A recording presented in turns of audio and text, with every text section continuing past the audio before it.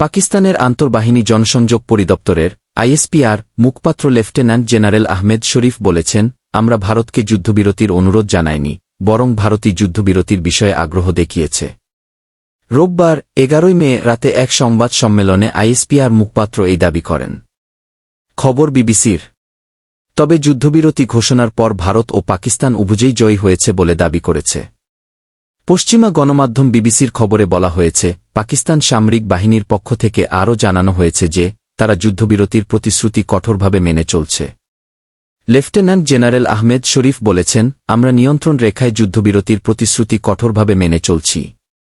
তবে যদি বিরোধী পক্ষ এটি যুদ্ধবিরতি লঙ্ঘন করে, তাহলে আমরাও যথাযথভাবে সেটার জবাব দেব।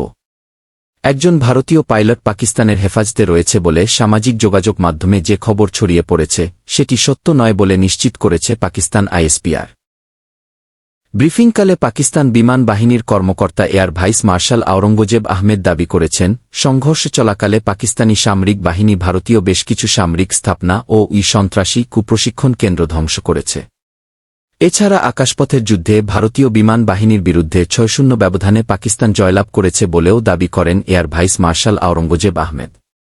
অন্যদিকে ভারতের সঙ্গে সংঘর্ষে পাকিস্তান তার সামরিক শক্তির সামান্য ঝলক দেখিয়েছে বলে মন্তব্য করেছেন দেশটির আইএসপিআর মুখপাত্র।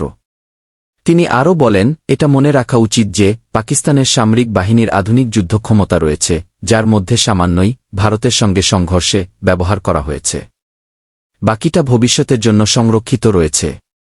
তবে ভারত ও পাকিস্তানের পারমাণবিক যুদ্ধ জড়ানোটা নিছক বোকামি হবে বলে মন্তব্য করেছেন তিনি।